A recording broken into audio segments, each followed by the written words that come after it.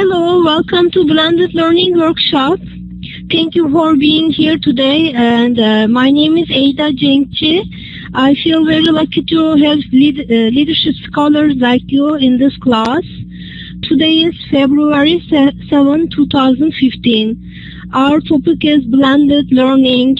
This is one of the workshops I'm publishing about making online classes more interactive. Welcome everybody, and also welcome virtual listeners. I have opened up a discussion page for your class summaries. So please make a summary and please write your responses to that class summary. So before we start, a couple of reminders. Please turn off your cell phones. Please put a do not disturb sign and make sure any house pets will not disturb you. I don't have any house pets, so it is not a problem for me. Before we start, please prepare to learn. Leave all your worries behind. Forget about the chores you have to do after watching this session. And thank you, Beth, for putting cats away. And please prepare to learn. Before we start, let's do a quality check. Please give me a green check. If you can hear me adequately, please adjust your volume. Yes, Kevin, can you hear me? Please give a green check. Yes, he can hear me. Let's clear this. So if you can see the recording on the right of the screen at the top, please give a green check.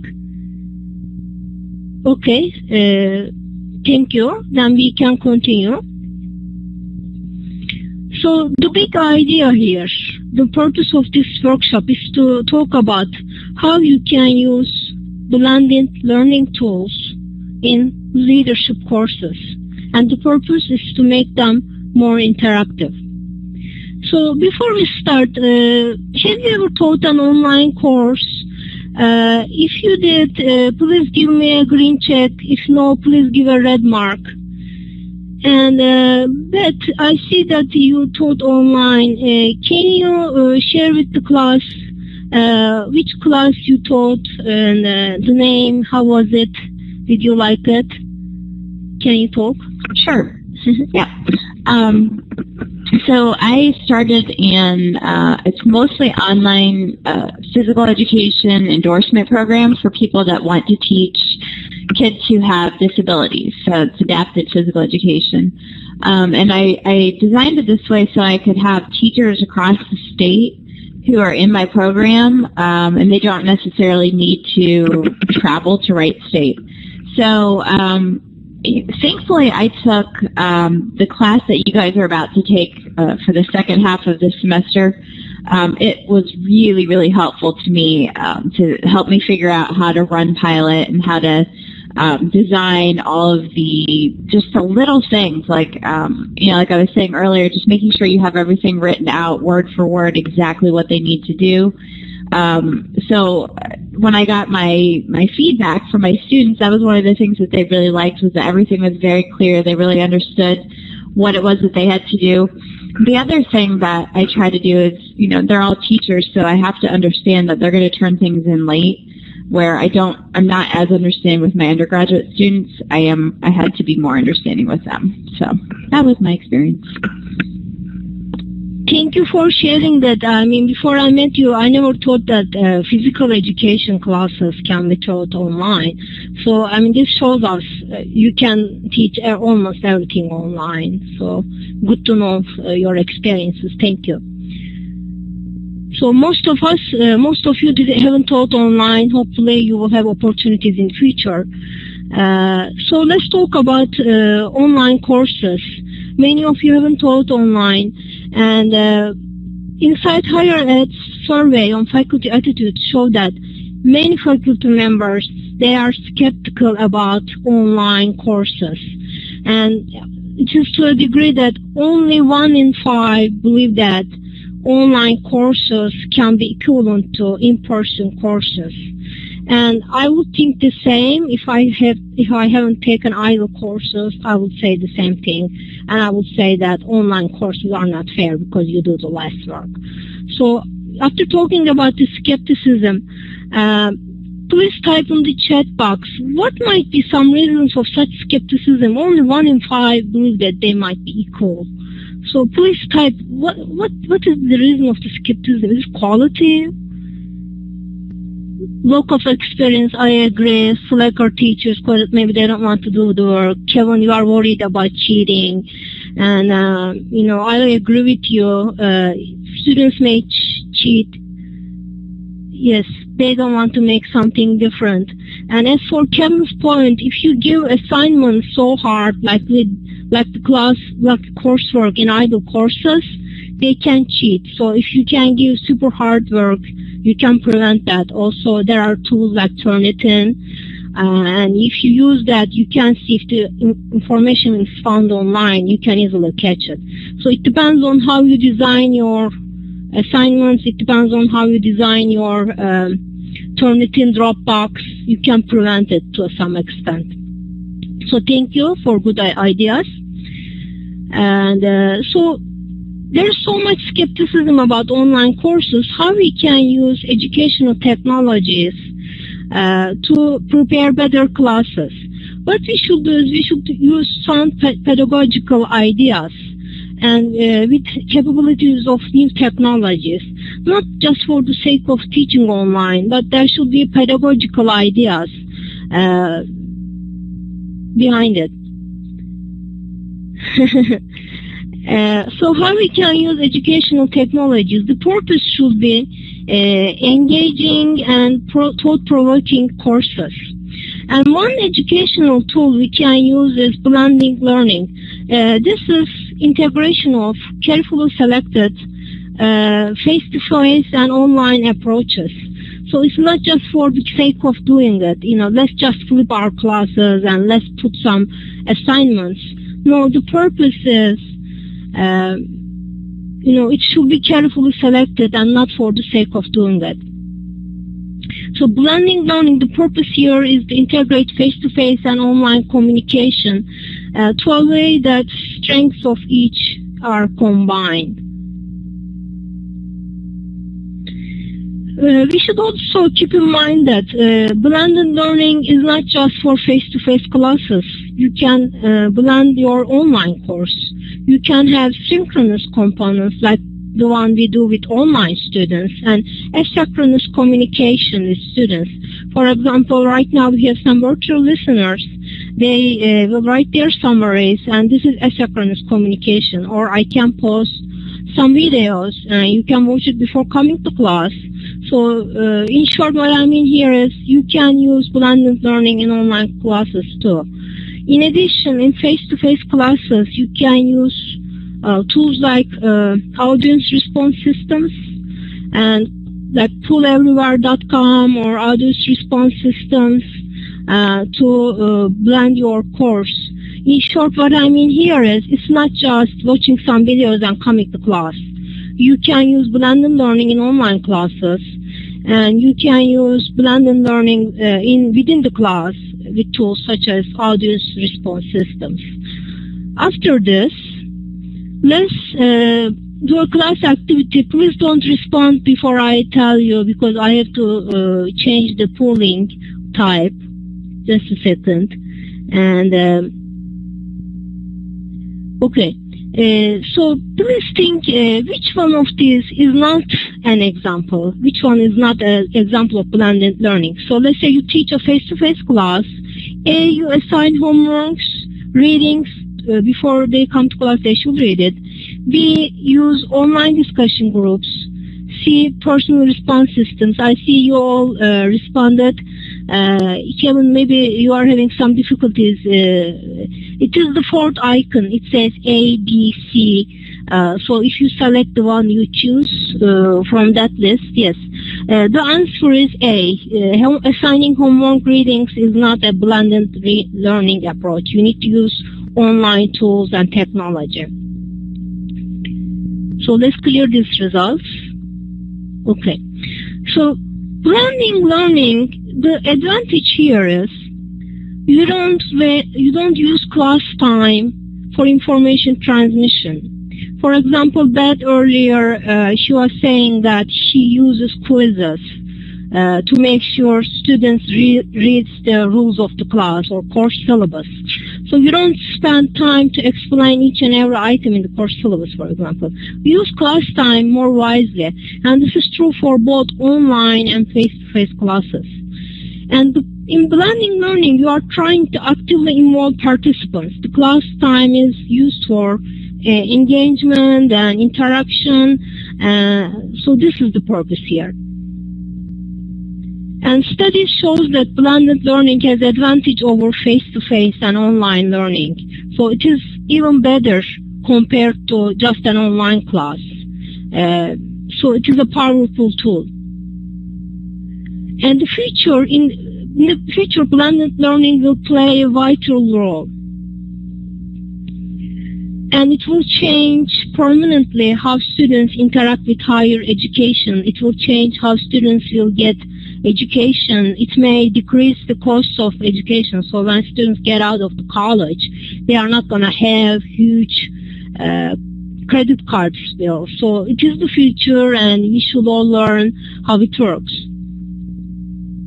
And strong leadership is necessary to implement blended learning. As we talked before, leadership is necessary.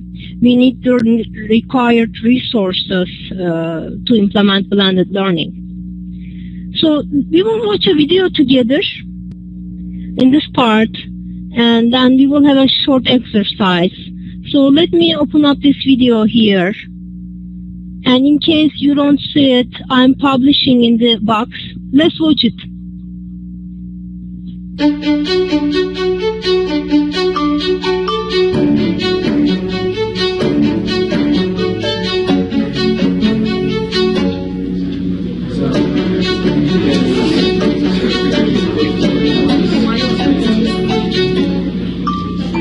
I can say that the things I've been doing the last 2 years have really made a difference because my kids have scored the highest in the state on the standardized tests. So what we're doing here is working, and it's helping them be successful.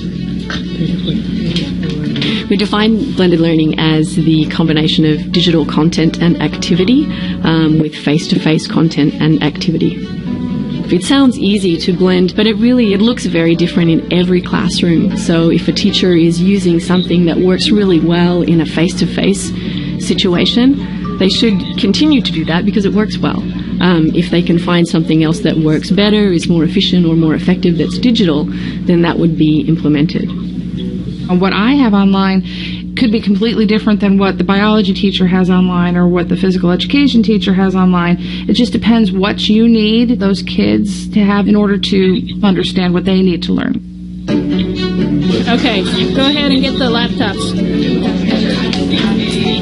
And actually, anybody that's in a small group, come over here. I need you to get an iPad.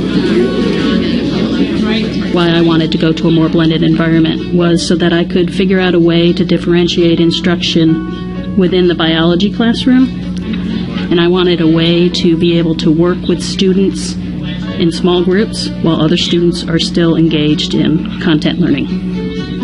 There's 3 activities. One's a sorted sentence activity, one is an online interactivity, and one is small group that's going to be working with me. Okay, slide to the apps and open up EduCreations. Because we're going to fill in this chart, because this is going to get us practicing base pairing between DNA, RNA, and reading our codon chart. Okay, so what goes with G? C. So I'm going to put G and C together like this, right? I've probably learned more today just by doing this than I have the whole week that we've been doing this. We looked at the research about blended learning, we defined it, and then we had to figure out what would it look like in my class. And so that's when I went, well, I actually want to use it more as a tool for the kids for like supplemental materials. Top or the bottom of the cylinder. There's always practice problems, or you can go listen to somebody talk about the topic. But the kids started to say that we don't want to listen to somebody else, we want to listen to you.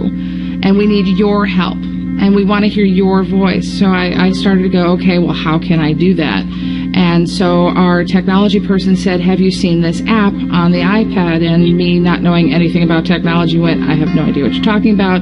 Teach me. So we went through a process of me learning how to use the Show Me app. And then I started making podcasts, and it gives me a chance to be in their homes, wherever they are, 24/7. It's virtual Weller is what we call it. And that will correspond to 6 to 9, like it has in the rest of the problems. The podcast helps so much. It's as if she's actually there, and she just goes through it again, and you can finally understand it. I see them, they'll plug in, I look over and they have it on their phones, they have it on their tablets, they have it on computers. They do podcasts for me during class time. I will have specific problems I want to see, just do they understand the basics of what we talked about today? 40, 60 plus C. Divide 40 to get C by itself. And C is equal to 45. Yeah. Okay, let's go back to whiteboard. So please type in the chat box. Did you like the video? How do you feel? Did it give you ideas?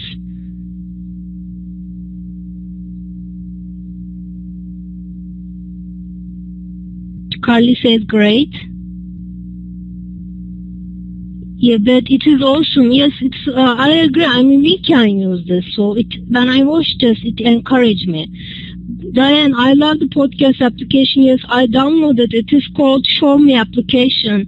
And if I were to be a geometry teacher or something, I would definitely use it. Interesting video, Kevin. I agree. So I'm hoping the video gave you some ideas. So let's do another polling. How do you feel about blended learning after all this information? A, I would use it. B, I wouldn't. C, I need more info. Diane says yes. So please, the fourth icon, A, B, C. Yes, you all say I will use it. I agree. It is such a powerful tool. And virtual listeners, please indicate your answers in your summary. So, as you know, the purpose here is to discuss leadership courses, and I have taught a leadership course online before. And let me give you a couple of ideas to blend your courses in leadership courses, and then I will ask your own ideas. So one thing you can do in your courses, online discussion of case studies. You can use social media. On the pictures, you see some examples of social media tools. You can put videos of business leaders. Students can watch it before coming to class or during the class. You can give students feedback, and it will be private. Also, you can use simulations in leadership class. So, for example, for human resources class, you can use a compensation simulation, and students enjoy those kind of simulations and get something very close to real world. Leadership courses, I mean leading others, management courses, courses that prepare people to leadership roles. Thank you for asking that. Another tool you can use is MOOCs, massively open online courses, and these have unlimited participation, open access, and you can get people from all over the world to participate. So let's say you teach a face-to-face class, you can use a portion of MOOCs. Students can participate and they will have opportunity to work with people from all over the world. So MOOCs are another very powerful tool. So let's do a class activity. I gave some ideas for blended learning tools. In your own discipline, it may be, so for some of you, it might be different than leadership. So I will provide you a whiteboard. Please write on the whiteboard what blended learning tools you can use, either the ones I listed or your own ideas. And virtual listeners, please indicate your answer in your report. So please type in this whiteboard your answers, which tools you can use to blend your courses.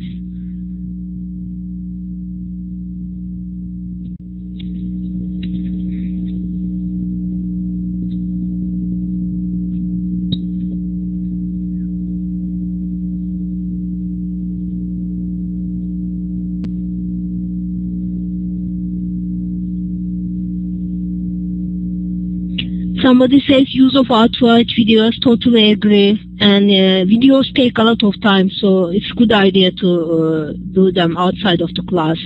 And maybe some points can be given to students to make sure they come to class prepared, because sometimes they come to class without any preparation.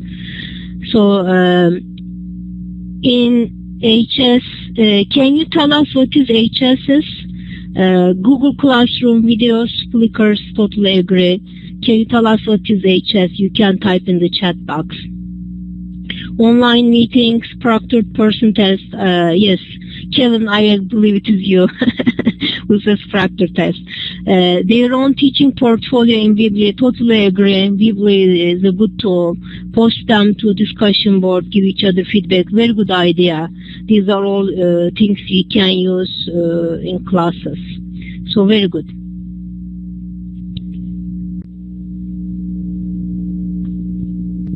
So in this session, in this workshop, we talked about what is blended learning. How can you use blended learning in your courses, such as online discussion pages, such as videos, online audience response systems. And we concluded that blended learning is the future. And we have to get on the ship and learn, because it is changing all higher education and K-12 environments, all of it. It's changing all education. So now please tell me your understanding of the material. There are emoticons in text box. So please let me clear this out. And please show in the emoticons how you understand the material. Yes, Diane says fine. So it is in chat box. Beth gives a smiley face. Kevin says fine. Carly, how are you? Yes, Carly says good too. Okay. So these are some resources I have used. So if you need extra information, you can just look at it. So if you have any questions or comments, I will stick around a couple of minutes. I will stop the recording, but I will be here. Also, if you have any questions, comments, feedback, please email me, virtual listeners. You can email me your questions. And I look forward to seeing you in the following workshops. Thank you all for participating, guys. Thank you. Yes, I will go back. These are my references. And Kevin, I can email you the slides if you need it. Thank you all for participating. I look forward to see you again. Now I'm stopping recording, but I will be here for a couple of more minutes. Thank you.